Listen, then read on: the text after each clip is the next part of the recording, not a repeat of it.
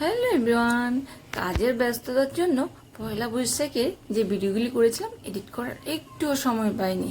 জানো তো, লেট হয়ে গেছে, তোমরা একটু কষ্ট করে দেখে নিও। ওই দিন কিন্তু আমার খুব তাড়াতাড়ি ঘুম ভেঙে গেছিলো। ঘড়িতে যখন বাজে মাত্র 5টা।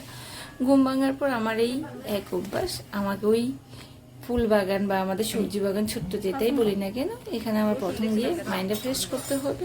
ওই দিন কিন্তু আমাদের গাছটাতে প্রচুর পদ্ম ফুল ফুটেছিল। এদিকে রিশু ঘুমাচ্ছিল, আমি যাবতীয় কাজকর্ম যা করার করে নিয়ে গেছি।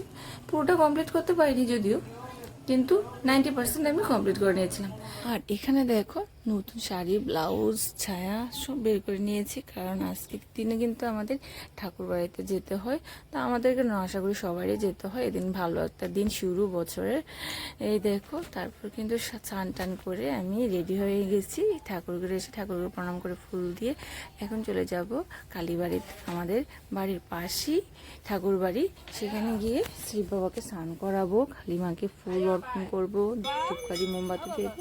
এই দেখো পাপা নাচর বাংলা আমার সঙ্গে যাবি, তা আমারও খুব ইচ্ছে যাক, ভালো লাগে।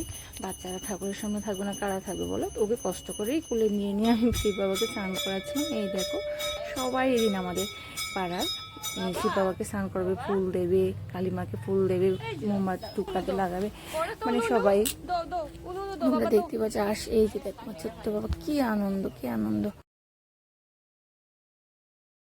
তবে রিশু ঘুম থেকে ওঠার পর রিশু একটু ঘুরিয়ে মুখ টুক ফ্রেশ করিয়ে টিফিন করিয়ে কিন্তু আমি স্নান করে কালীবাড়িতে গিয়েছিলাম। তারপর বাড়িতে এসে কিন্তু তুরঝুর আমাদের এই যে রান্না, বাঙালিদের প্রথম দিন পয়লা বৈশাখ বলে কথা। এই দেখো তুরঝুর চলছে এখানে, মা, কাকিমা আর কাকু 3জন রান্নাঘরে রান্না করছিল। তখন আমি রিশুকে স্নান করিয়ে খাইয়ে ঘুম পাড়াচ্ছিলাম। যাই হোক, রিশুকে ঘুম পাড়ানোর পর মার শরীরটা একটু খারাপ লাগছিল, খারাপ অনুভূতি ফিল করছিল। আমি তারপর মাকে বললাম একটু রেস্ট করতে, রিশুর পাশে থাকতে, মানে রিশুর পাশে ঘুমিয়ে থাকবে। রিশুকে তো দেখতে হয়, ছোট্ট বেবি বলে কথা, ও খাট থেকে পড়ে যেতে পারে। তো মার শিশুর পাশে ঘুমাচ্ছিল একটু। আর এদিকে আমি কাকুর সঙ্গে হেল্পার হিসেবে আসলাম। কাকুই পুরো রান্নাটা করছিল, আমরা ছিলাম হেল্পার।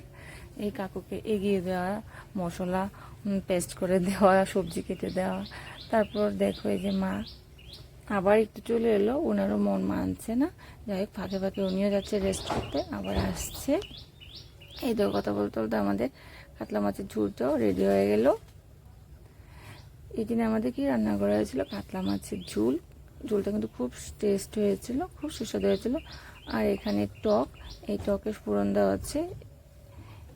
ফোড়নে কিন্তু একটি তেজপাতা, শুকনো লঙ্কা আর কিছু সর্ষে দেওয়া হয়েছিল। টকটা কিন্তু দারুণ হয়েছিল, টমেটো দিয়ে আর আম দিয়ে করা হয়েছিল টকটা।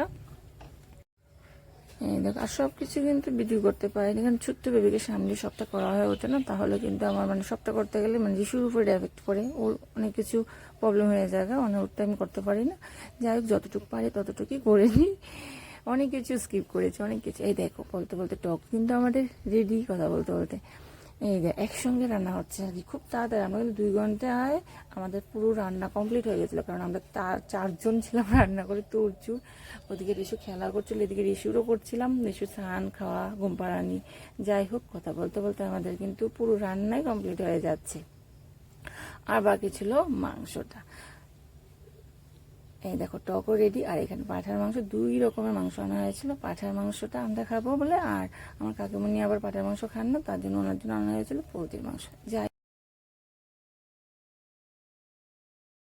তারপর খাওয়া দাওয়া শেষে বিকালে আমরা বেরিয়ে গিয়েছিলাম লক্ষ্মীনারায়ণ বাড়ির উদ্দেশ্যে। লক্ষ্মীনারায়ণ বাড়িতে গিয়ে দেখি প্রচণ্ড ভিড়, যারা যারা গিয়েছে অবশ্যই দেখবে। আর ওই দিন ভিড় হবেই না বা কেন, প্রচণ্ড ভিড়ে আমরা বেশিক্ষণ থাকিনি, 5 থেকে 10 মিনিট থেকে বেরিয়ে গিয়েছিলাম, কারণ ঋষি প্রচণ্ড ঘামাচ্ছিল।